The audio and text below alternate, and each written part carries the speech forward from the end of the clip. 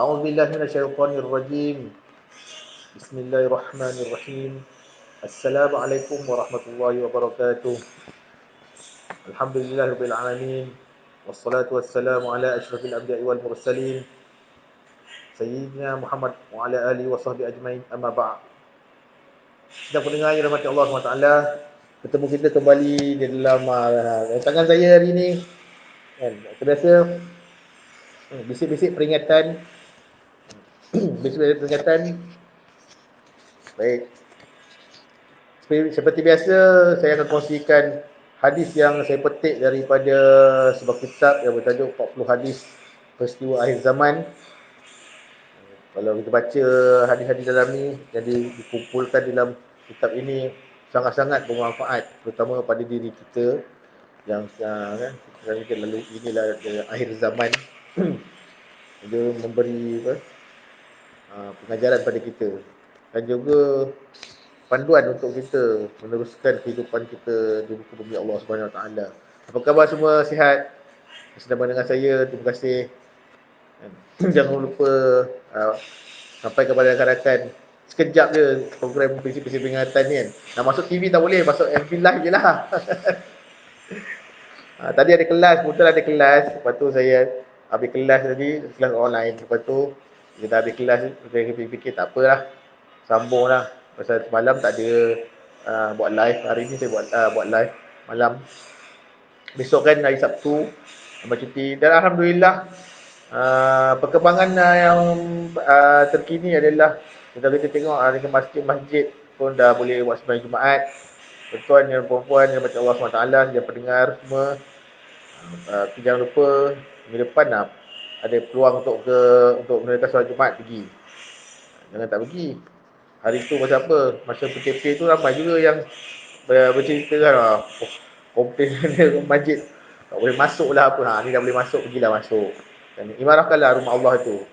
Bayangkanlah kita ni nak masuk main Jumaat tu kan. Masuk ada satu kisah saya baca dekat Facebook jugalah. Dia nak masuk, nak pergi main Jumaat sekali tu, tengok nama tak ada. Cik, tuan tak boleh masuk pasal tak ada nama. Allah. Bayangkanlah kan, besok kat syurga tu. Mesti syurga, sekali nama tak ada.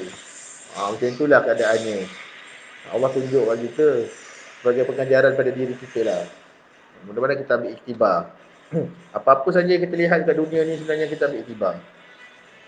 Apa yang Allah tunjuk kita ni sebagai pengajaran hidup kita, pengajaran pada kita. Kita bukannya lama hidup kat dunia ni. Kalau kita kira lah, mati tu lagi lama sebenarnya. Kita tengok orang mati kan, orang meninggal dunia umur 30, umur 40, umur 60, umur 80, tapi dah meninggal lama dah.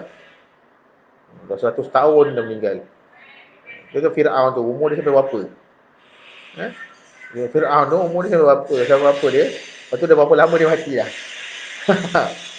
Itulah dia ambil iktibar. Kita iktibar insyaAllah. Bila kita ambil iktibar, kita akan memperbaiki diri kita. Itu sebagai motivasi pada kita lah untuk memperbaiki diri. InsyaAllah. Baik, kita teruskan hadis yang berdua. Satu hadis pertama saya dah uraikan tentang tajuk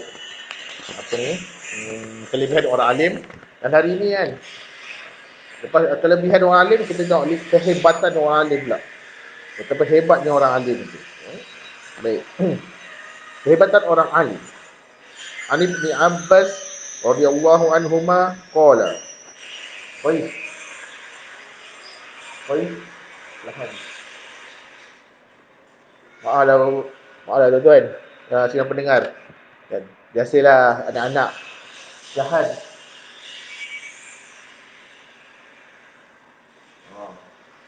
Anak-anak tu kan. Itulah. Kita santai ya. Santai ya. Kita buat FB Live ni nanti. Kalau kat TV tak boleh macam ni. Saya rekod. Baik. Apalah.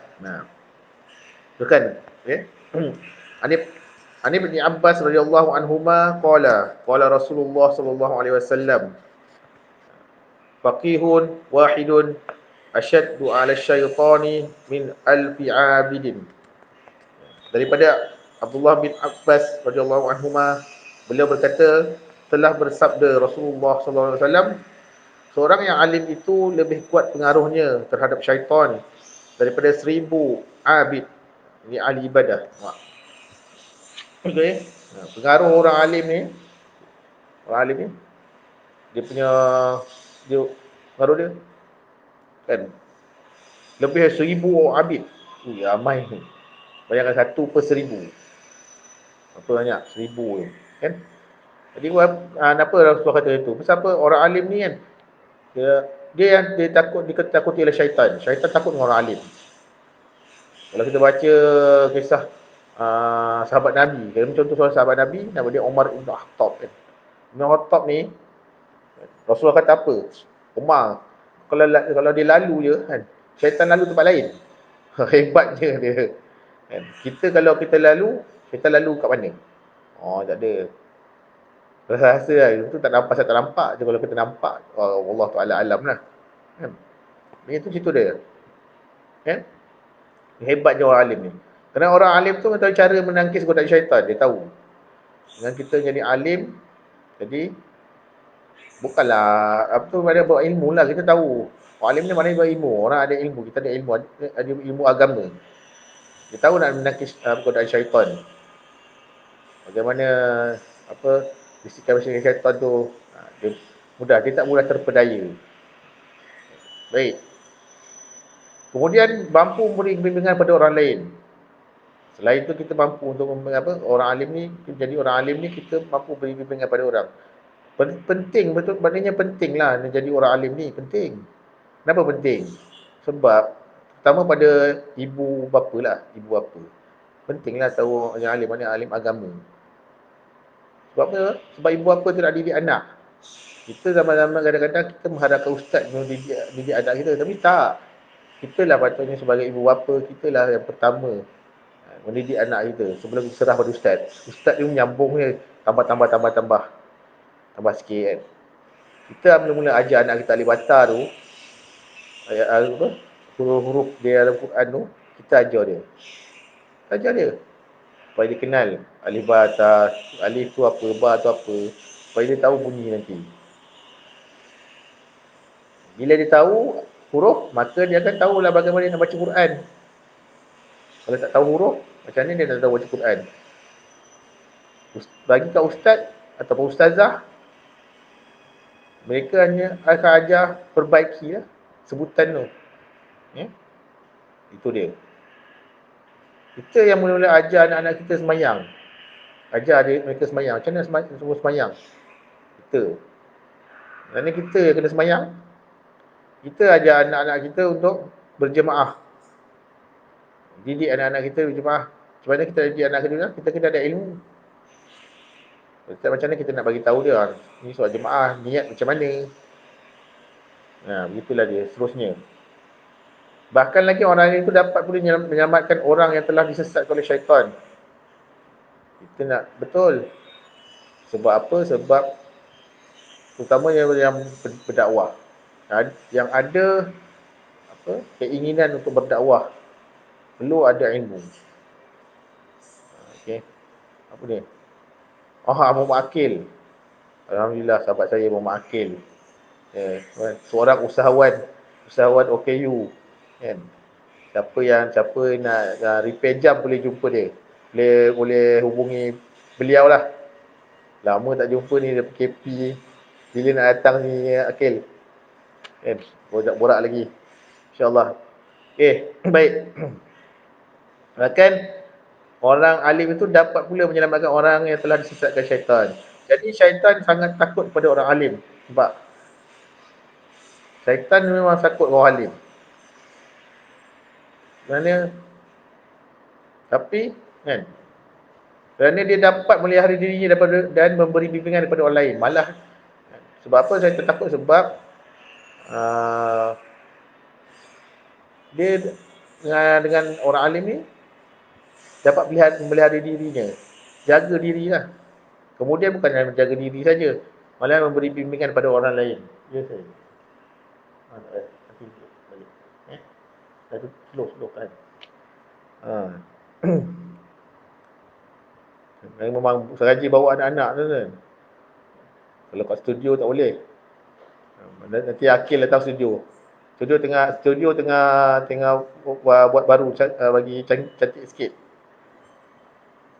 Sekarang ni saya tengah cubalah, kita ni cuba benda-benda baru lah, teknologi tu yang bapak kata macam Zul Apple. Saya selalu kadang-kadang pergi dengar kat Zul Apple tu kan. Zul Apple tu sahabat saya. Macam-macam gitu. Kena canggih lah buat guna berbagai-bagai teknologi ni. Hari ni saya guna laptop je ni.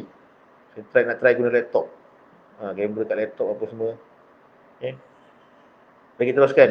Lain halnya dengan seorang abid, yang ini ahli ibadah, yang menghabiskan waktunya dengan ibadah je. Dia tidak dapat memberi bimbingan pada orang lain.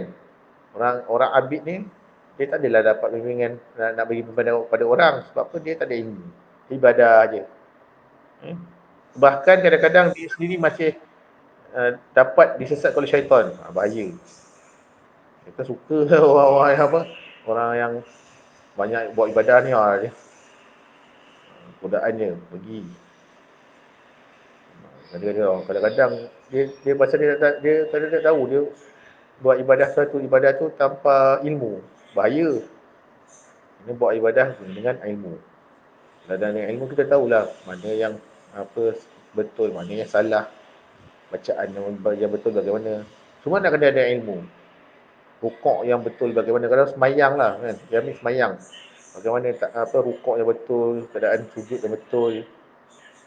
Rukun-rukun dulu kita tu memang mula-mula kita mana tahu. Kita belajar semayang pun kadang-kadang kita tengok orang. Ada orang belajar semayang, dia tengok orang, dia tengok orang semayang, dia semayang. Semayang. Tapi dia lupa ambil wuduk. Dia pasal tak ada ilmu. Dia tak ambil, dia tahu. Lama-lama dia belajar, nak semayang tu kena ambil wuduk dulu. Okay. Ambil wuduk. Lepas tu semayang. Kadang-kadang dia baca pun tak betul. Kena usaha. Terutamanya betul Fatihah, kena usaha. Betulkan. Okay. Baik. Bahkan kadang-kadang di sini masih dapat disesatkan oleh syaitan. Oleh sebab itulah orang yang alim ni jauh lebih diketakuti oleh syaitan berbanding orang abid. Betul bila kita tak ada ilmu tu, kita kena akui bahawa kita memang tak ada ilmu.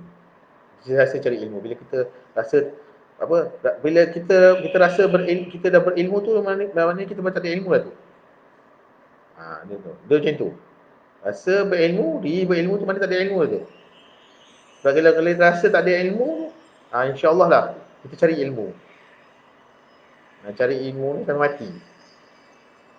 Sampai liang lahat pun cari ilmu. Itu kadang-kadang dah masuk liang lahat pun orang bagi ilmu lagi, betul tak? Perasan tak? Ustaz ni pandai-pandai je orang bagi ilmu. Dah masuk liang lahat. Betul lah, memang lah. Orang masuk bagi, betul. Dia tengok kan. Orang dah meninggal pun kita orang bagi ilmu. Betul, orang talqin kan tu kan. Bagi ilmu tu bagi tahu. Memang ada kata tak. Bukannya orang mayat tu dengar. Tak ada manfaat pun. Betul tak ada orang kata macam tu? Tak ada manfaat pun. Baca talqin tu dekat jenazah. Kalau saya kata ada manfaat macam mana?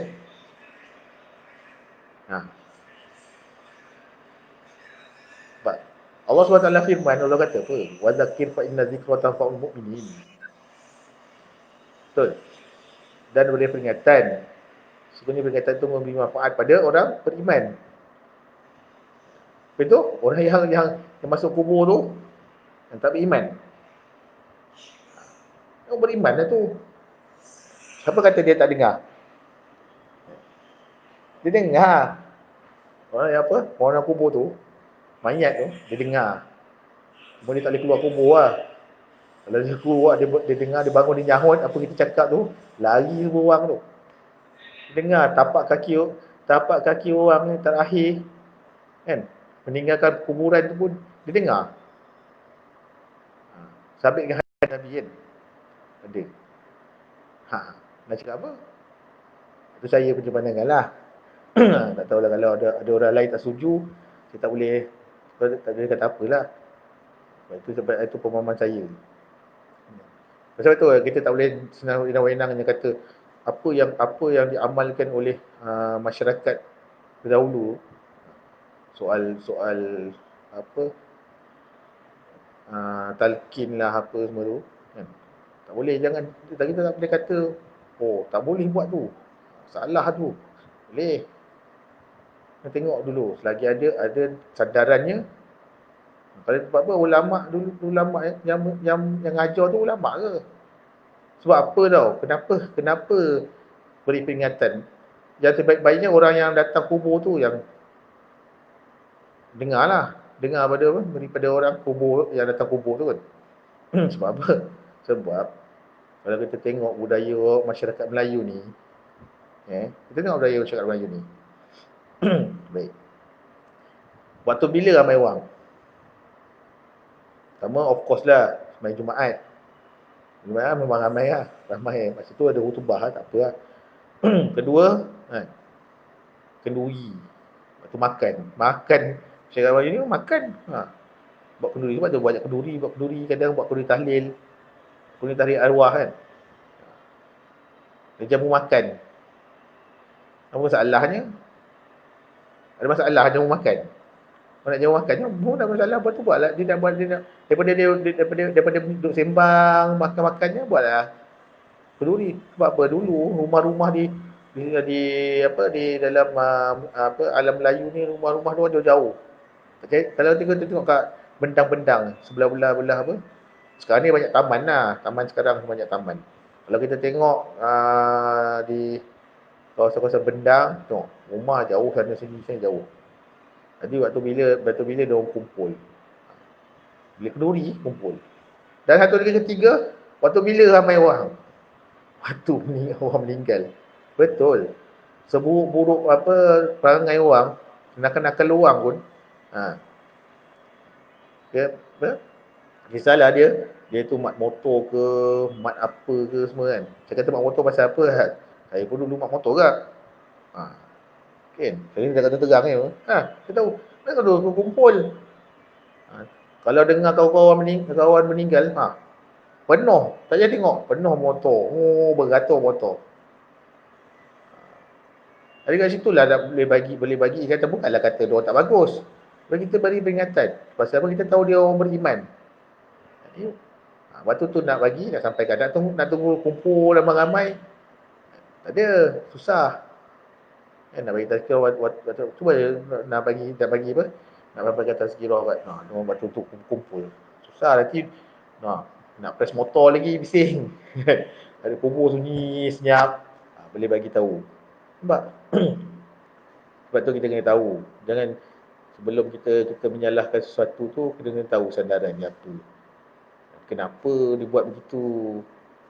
Adakah sesuatu yang diamalkan itu adalah satu ritual agama ataupun satu budaya ataupun apa? Kan? Apa yang tak bermanfaat? Benda yang baik itu semua bermanfaat. Ada orang pernah tanya saya kan? Saya nak kongsi sikit lah. Betul? Tanya saya satu soalan. Kan? Bukan semua perkara baik itu betul ke? Betul. Bukan semua perkara yang baik itu betul. Saya pun macam betul. Apa ni? Apa punya penerangan dia ni? Saya tanya balik soalan tu kat dia. Apa perkara baik yang tak betul? Itu contoh perkara baik tak betul. Betul tak? Mana ada perkara baik yang tak betul? Perkara baik itu betul lah. Kalau tak betul tu mana perkara tak baik kan? Janganlah kita campur aduk kan. Kadang-kadang kita ni suka campur adukkan pemikiran. Terlalu memfikir kan. Pening-pening kepala buat apa? Jangan pening kepala. #jangan pening-pening. Perkara baik tu semua betul. Perkara yang tak baik tu semua tak betul. Senang. Jangan campur aduk kan. Okay. Jadi tadi kan sedikit konsen saya tentang 40 hadis peristiwa akhir zaman yang telah sampai oleh Rasulullah SAW cerita pasal perbezaan bezanya orang alim tu dengan ahli abid. Tapi Yang pentingnya ada ilmu kan. Consider ibadah lah, beramal. Ilmu kena amal. Kalau tak ada ilmu, tak ada amal pun tak boleh juga. Jadi kalau ada amal tanpa ilmu, sia-sia pula amal. Macam mana tu? Ni ni ni apa? Anak saya, Kois. Dia dah ngantuk lah tu. Hari ni nak ikut sangat. Kalau ayah nak ikut, ikut Amel lah. Okay. Jadi itulah dia. Saya, konsen saya untuk kali ini dalam bisik-bisik peringatan. Mudah-mudahan apa-apa sajalah tuan-tuan carilah ilmu. Apa-apa saja ilmu tak. Yang paling penting adalah ilmu akhirat lah. Ilmu dunia pun cari juga. Macam sahabat saya tu, kan, dia belajar lain, nama dia Akil. Dia tengah dengar, dia tengah dengar saya kan. Akil kan. Sahabat saya tu. Dia belajar lain. Habis dia buat benda lain. Tapi bagus lah kan, dia belajar sesuatu. Dia belajar IT. Pada saat saya belajar IT. Tapi sekarang dia adalah usahawan jam tangan. Dia boleh repair jam tangan. Apa, G-Shock, apa semua. Boleh hubungi sahabat saya Muhammad Akil tu. Dia boleh repair insyaAllah. Mungkin. Tahu macam mana yang pasal KP tu dah tak jumpa. InsyaAllah nanti ni dah boleh rentas apa negeri ni, nanti boleh dah jumpa. Ngetih kan. Okey Kil. Nanti kita ngetih Kil. Baru buka balik Facebook ni. Ni kira Facebook rasmi lah ni. InsyaAllah. Saya akan kongsikan lagi akan datang dengan hadis yang seterusnya. Dia bawa tajuk ilmu mengangkat martabat manusia. Ilmu ni mengangkat martabat manusia. Jadi saya cukup ada konsen saya pada kali ini dalam bisik-bisik peringatan. Mudah-mudahan mudah-mudahan hidup kita dalam hati Allah Subhanahu Wa Taala, dan Allah Subhanahu Wa Taala ampunkan segala dosa-dosa kita. Kita banyak dosa tuan-tuan. Janganlah rasa tak ada dosa. Baik. Yang mana sahabat-sahabat saya yang diuji Allah SWT tu, sabarlah. InsyaAllah. Ujian Allah ni, Allah apa? Tidak beriman seorang tu selagi mana dia tidak diuji. Ini ujian kan. Saya ada sahabat-sahabat yang diuji, saya tahu. Okay. Macam-macam ujian kan. Ujian dengan kerja, ujian dengan keluarga, ujian dengan apa sekarang ni lagi lah dengan kesempitan wang. Lepas COVID-19 ni kan, banyak yang tak ada kerja, yang terpaksa dibuang kerja, dipanggil buang kerja lah. Tapi pada saya bukanlah kata buang, kadang-kadang kita kena terima juga. Pasal syarikat tu dah tak mampu nak bayar kan. Tapi kita kena terima, redha lah, insyaAllah redha. Ada mana ada kemampuan tu, mana ada kemampuan tu, bantulah mereka. Bantulah sikit. Satu lagi kesempatan yang saya ambil ni ada ni, saya nak war-warkan bahawa kami sedang usaha untuk membina sebuah pusat Islam untuk OKU, pusat Islam OKU, satu-satunya yang pusat Islam OKU kat Malaysia ni kita nak bina, di mana tempat tu nanti akan pusat Islam tu akan dibinakan di tempat saya lah, kat PP Bangi ni, di mana tempat tu nanti kita akan tempatkan tempat kelas-kelas untuk pengajian-pengajian komuniti OKU agama, dan tak terhad pada maknanya semua tak terhad pada sesuatu kategori maknanya semua kategori kita akan cuba letakkan kan. Percaya insya-Allah, dan itu dah satu usaha kan untuk kita martabatkan guna kayu. Kalau kita tengok sekarang ni pun dah mula kan, alhamdulillah ada perkembangan yang baik. Pada saya baiklah kan, ada peningkatan di sudut ekonomi dan juga pembelajaran OKU ada peningkatan. Kesedaran masyarakat tentang OKU pun dah meningkat, alhamdulillah. Itu yang baik. Okey. Support OKU ni. Pasal mereka memang memerlukan sokongan kita. Mereka tak memerlukan belas kasihan kita sebenarnya. Kalau kita faham, okey, saya ambil sikitlah supaya masyarakat luar tahu pasal OKU ni. Komuniti OKU ni sebenarnya mereka tidak mengharapkan berkat ihsan kita. Kita ni silap pasal apa kita ingat diorang ni apa kesihan, perlu kesihan. Tak. Mereka perlukan sokongan. Berbeza tu, sokongan dan kesihan. Sokongan, kita kena support mereka, bagi mereka peluang, bagi apa sebagai tu apa? Macam saya kan, saya kritik doang. Tak payah tanya akil, saya kritik je lah. Tapi alhamdulillah lah setakat ni yang mana-mana yang okey banyak berbincang yang dah duduk kan bincang dengan saya, borak-borak apa kan, dia ambil positif dia kritikan, dia ada cara dia, bukan kita apa kritik mereka tu untuk menjatuhkan mereka, tapi kita kritik OKU ni supaya mereka akan lebih cekal, lebih tabah dah tu kan. Kalau kita apa usaha mereka boleh kena berganda-ganda lah, mereka akan terus insyaAllah mereka boleh buat. Saya melihat sendiri pasal apa saya hidup dalam apa dalam uh, environment OKU itu sendiri secara langsung. Saya melihat bagaimana apa struggle diorang. Tapi dia tak kebanyakan OKU ni dia tak mengalah lah setakat yang saya jumpa, tak mengalah pun. Cuma adalah kadang-kadang upset, upset lah dia. Macam ada diskriminasi ke apa ke. Ada saya diskriminasi ke, kalau ada mereka cerita pasal diskriminasi, saya taruh mereka balik, saya cakap lah. Kan? Diskriminasi tak mana, orang lain pun diskriminasi juga. Supaya apa? Supaya kita nak mempositifkan pemikiran okey tu supaya dia positif. Ya, ada ruang-ruang. Kadang-kadang ruang dan peluang tu ada untuk dan kita beri sokongan kat mereka kat OKU ni, ajar macam mana kita nak rebut peluang tu. Cepat-cepat ambil. Baik. So jadi itulah kehidupan saya sekarang macam ni lah. 3 tahun ni bersama OKU banyak saya tahu punya pasal OKU dia di luar apa mungkin apa berbeza daripada sudut pandang orang lain lah.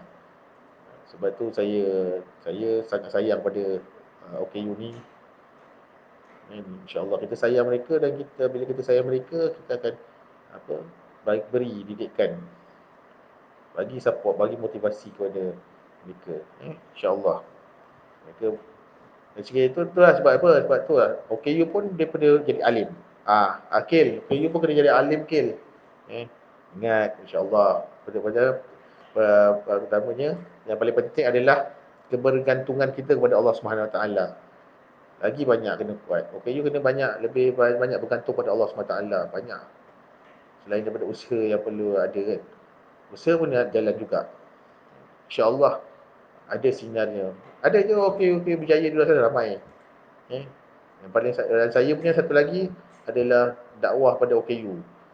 OKU yang dah Islam tu okey, tak masalah. Kita nak bincang ni kadang-kadang ada apa adalah dah memikirkan adalah nak macam mana kita nak ajak orang komunitas OKU yang belum beragama Islam masuk Islam. Macam mana? Macam mana? Kalau sahabat-sahabat saya, ustaz-ustaz dalam ni ramai ni, dia fikir macam mana nak tu. Cabaran mereka tu.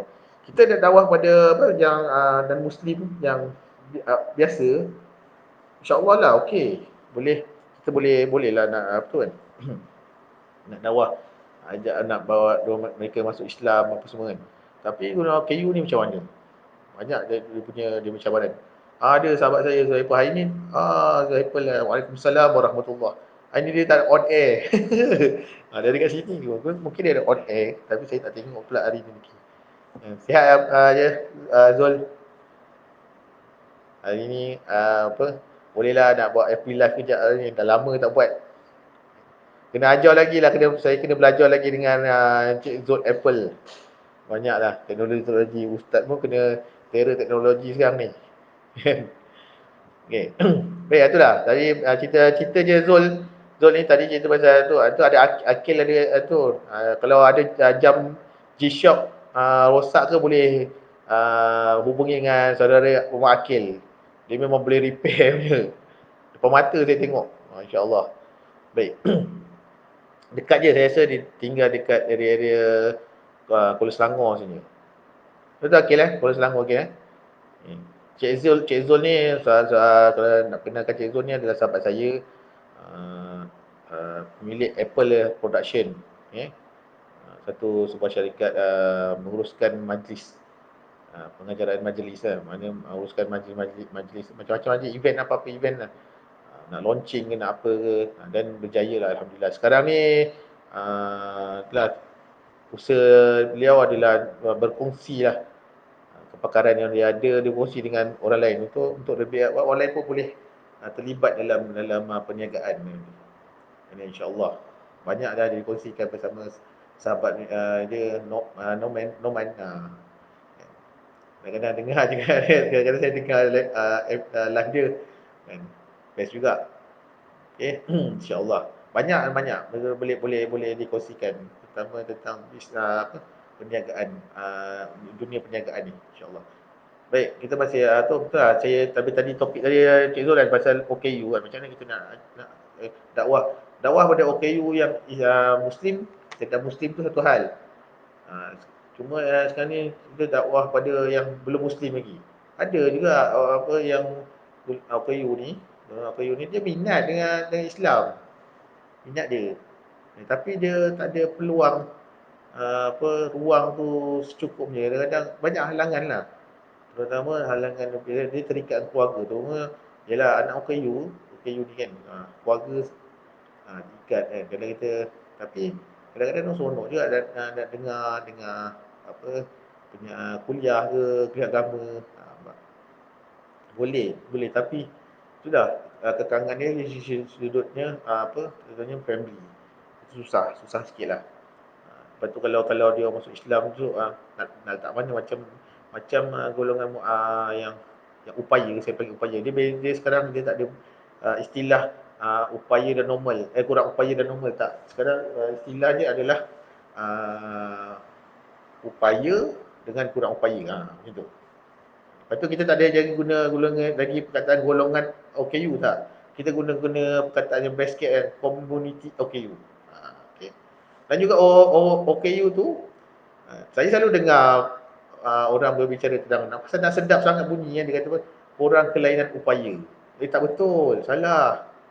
Baik perbetulkan, bukan. Memang orang kurang upaya. Apa yang upaya di kelainan tu? Kan beza makna tu. Kelainan dan juga kurang tu berbeza. Mereka memang kurang upaya. Pasal mereka ada upaya. Tapi upaya-upayaan tu kurang. Jadi kita nak tambah booster kat diorang kan. Kita tambah booster kat diorang ni baru dia boleh bergerak kan. Nasib baik kan. Macam Akil ni, sudah Akil kalau ni dapat sini. Dia pakai wheelchair tapi dia boleh berjalan jauh. Sampai tempat yang saya tak pernah sampai boleh dah sampai. Hebat dia kan. Okey, lah mereka memang, dan juga saya menggelarkan mereka bila saya jumpa tengok kadang-kadang kan tengok dahsyat tu dia ni OKU ni kan. Macam mana kita ni daripada hadis tadi alim cerita pasal OKU pula. Tak apalah sambil-sambil. Tadi dia cerita pasal hadis tadi, sambil cerita tuan-tuan. Tengok OKU ni hebat tu kan. Macam mana dia boleh kan. Ada satu tu saya jumpa panjat Gunung Kinabalu. Nampak. Saya pun tak pernah sampai Gunung Kinabalu. Dia sampai. Hebat dia doang. Lepas tu dia orang kuat usaha. Dia panggil gelar dia orang kuat usaha. Sampai sekarang ada yang guna perkataan orang kuat usaha tu. InsyaAllah mudah-mudahan memang kuat dia, mereka kena kuatlah usaha. Ya. Itulah Zul. Nanti kita ingatkan Zul InsyaAllah. Lepas tu. Allah Akbar. Inilah. Sekarang ni doakanlah tuan-tuan. Ni hujung bulan ni exam. Lepas tu proposal tesis saya pun tengah dinilai. Tajuk tesis. Saya buat tesis tajuk OKU juga. Ada kena mendengar OKU. InsyaAllah mudah-mudahan tuan-tuan yang mendengar doakanlah tajuk tu diterima. Berdebar juga kan. Nak menulis satu hal. Baik. Banyak belajar, insyaAllah banyak ilmu, banyak kita tahu, banyak tahu dan banyak juga yang bertambahlah ilmu. Tapi banyak benda yang kita tak tahu punya. Ada lagi. Di ilmu ni pelbagai. Kalau boleh pelbagai ilmu. Yang paling penting jaga ilmu agama je paling penting lah. Tapi ilmu lain pun kena ambil juga. Supaya kita tahu macam mana nak berada dalam masyarakat. Uh, Bagaimana nak menjadi pekerja yang cemerlang. Hmm. Kadang-kadang ada orang kerja, tapi macam tu je dia. Dia pun tak apalah juga, tak janji dia kerja. Tapi ada yang tu, yang cuci tulang macam mana? Mana tahu. Bila kita bekerja ni kena ada macam mana kita ada ilmu tu, kita tahulah macam mana kita nak menjadi pekerja yang cemerlang kan.